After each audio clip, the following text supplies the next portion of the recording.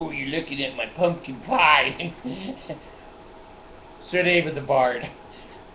You know why my pumpkin pie is a favorite for me? When I was a little boy, I had this lady across the street. Her name was Marie, and I loved her more than my mother. She was nicer than my mother. And I would go over to Marie's house and play, and she would um, have a good time. I mean, it was kind of like having a second mom. Well, one day I went out and I was sliding down her pile of trash or dirt. I don't know what the hell it was. But I slid over a piece of glass. And I hate to tell you, but if you need to ID the Bard, you can look on his left buttocks. And there's a scar. It cut me. There was a scar. Well, I was embarrassed. I was still pretty young, probably 5, maybe 7. And I went in, and she said, well, you're bleeding. And I said, I know. She said, well, let me see. And I said, no, you cannot look at the Bard butt. And I was trying to be modest. Well, she looked at my butt, and it needed stitches, I guess. But anyway, Marie, to make me feel better, the next few days, she made me a pumpkin pie. And psychologically, see, I've traced that back through my mind, and I eat a pumpkin pie. I love pumpkin pie starting in October, November, December. Anyway, the kangaroos don't like pumpkin pie, so it's safe right there. No one's going to touch you. I've tried to do this video 2 or 3 times, and I'm not sure why I've lost it. YouTube has lost it 3 or 4 times, and you know me, it doesn't matter. They can lose it 1,000 times. The Bard don't roll over. The Bard don't roll over. And so I'm going to do it again. First of all, housekeeping.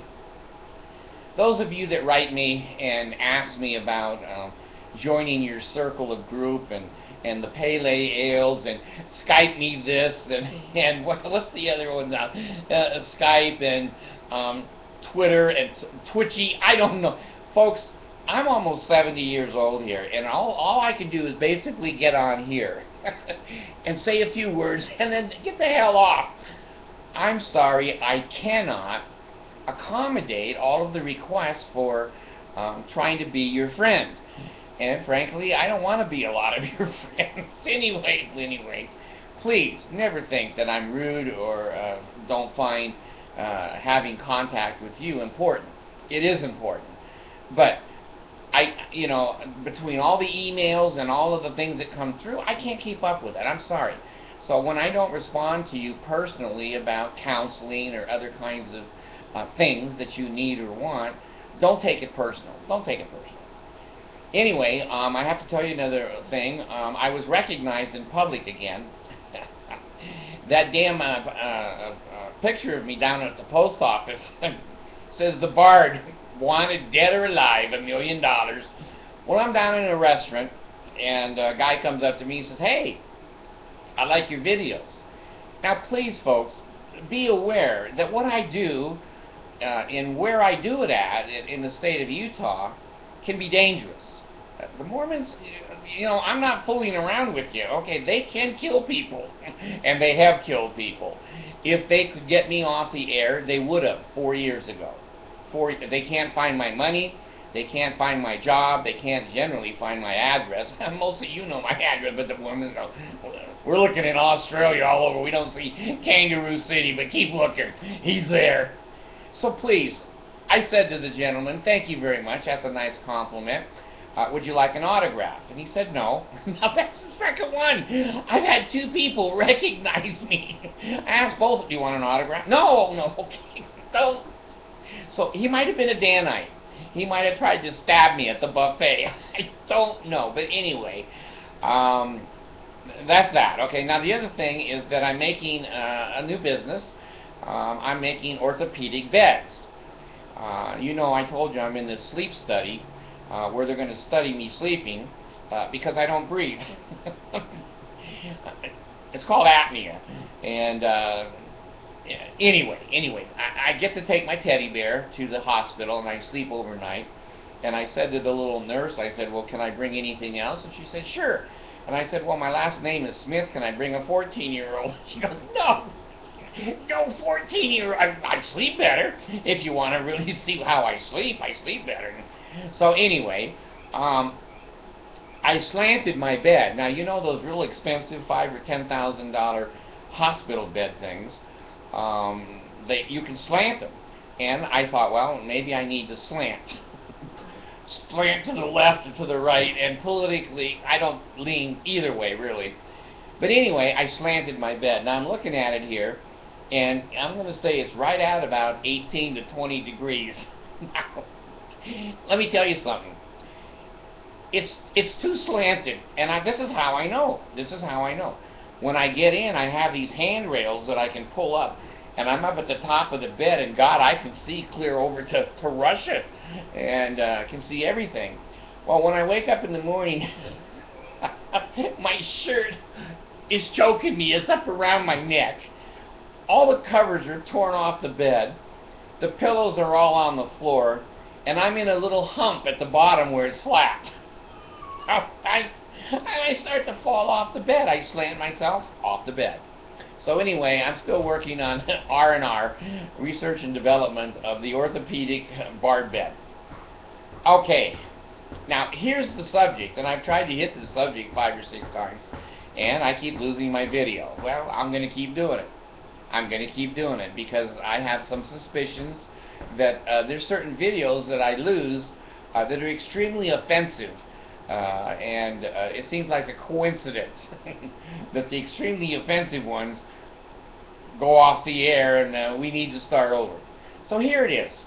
Now let's say that I'm a salesman, and I've been a salesman. I sold insurance for New England Life for 4 or 5 years, and I was the rookie of the year and the most, I had all the plaques and all this shit in my office. And I made the $1 Million Round Table. If any of you know anything about insurance, that's the top. So anyway, if I'm trying to sell something, or I'm trying to help people learn something, I want the best representation I can get. The best that I can get. The best books, the best coat and tie, and shaven, and mouthwash when I need it.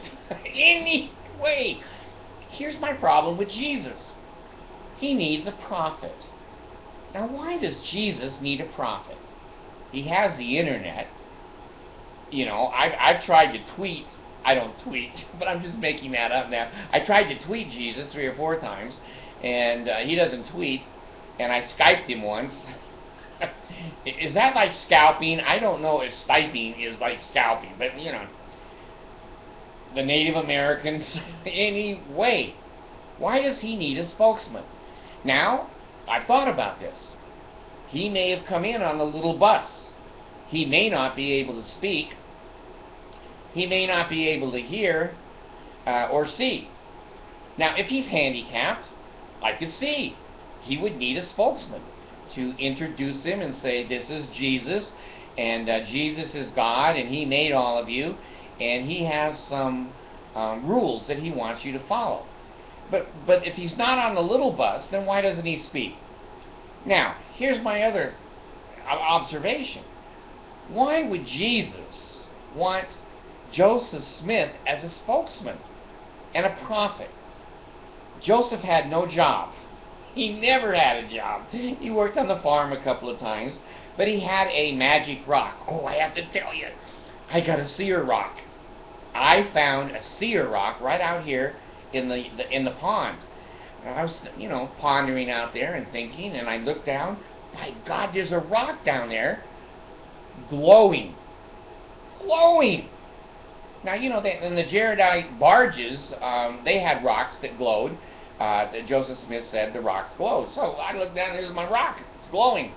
So I brought it in, and I gave it the tie, and he's cleaning it up, and he's getting the face. He's going to put the face on it so I can talk to it. Why would Jesus want Joseph Smith, who never had a job, couldn't speak good English?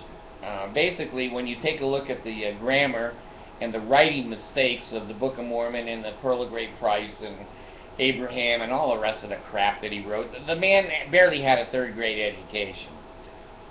Why would Jesus, when he could pick anybody, choose a moron. And Joseph goes around with a rock looking for money under the ground, diamonds and jewels and gold. Does that represent the Savior of the world, the King of the universe? God, you know, when I was in business all the years that I was growing up, when you walk into a business, they don't have a stupid farmer sitting behind the counter with an Okie hat on and no teeth and a third-grade education. They always have a pretty little, cute little girl there. May I help you? I say, you sure can. And that's the way we want our companies represented. We want the young, the healthy, the vivacious and educated, well-spoken man or woman representing us. Well, when you're Jesus, you can have anybody. Why would he take Joseph Smith? So anyway, now Joseph Smith, Jesus kept trying to talk to him, but he couldn't find him. Joseph was on the run all the time. He was either on Lake Bale or, you know, tar and feathering him and all the other things that went on. Why would this be Jesus' spokesman? I don't have any faith in Jesus. I don't think Jesus exists. Because if he did, he's got no common sense. The little bus is no excuse. He could have looked all over this whole world. Maybe he could have found a Donald Trump. I want you to be my prophet. Okay, I can speak. And Donald can make a point.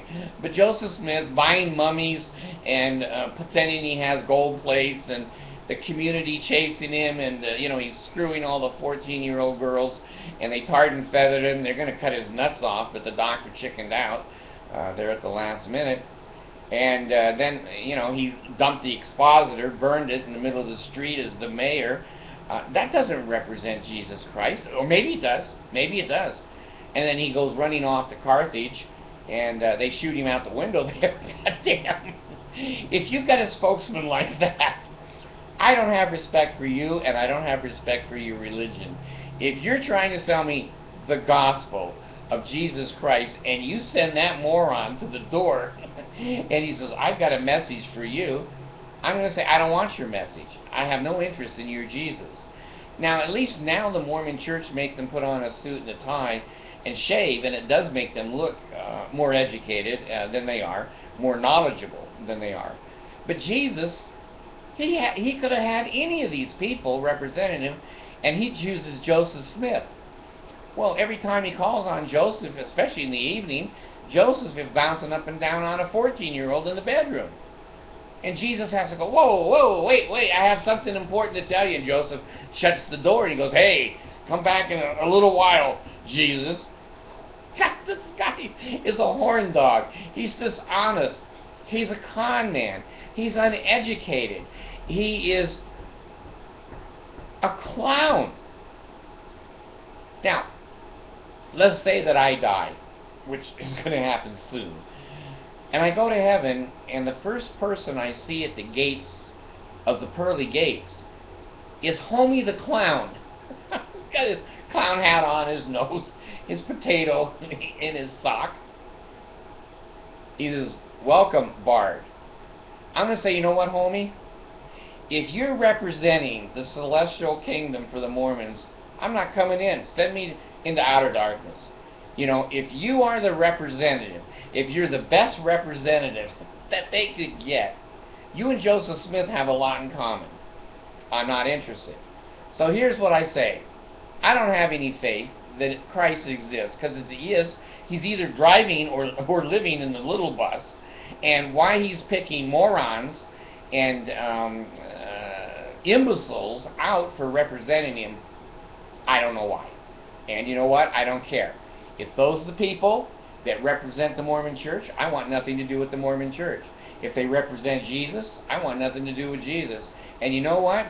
If he can't come down, he can't speak for himself, he plays invisible and hides behind the trees, I'm not interested in having that person for a friend or a father either.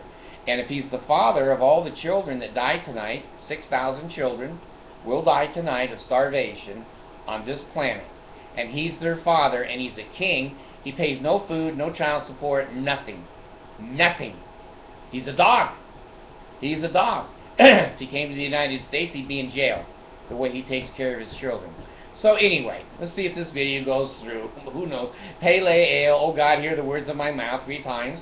True order of prayer. Don't cut my throat. Don't cut my boobs. Yeah, don't cut my boobs. Don't cut out my gut. And health and enable, marrow on the bones, strength and loins and sinews, power and priesthood be upon me and upon my posterity through all generations of time and throughout all eternity. This bar is now gone.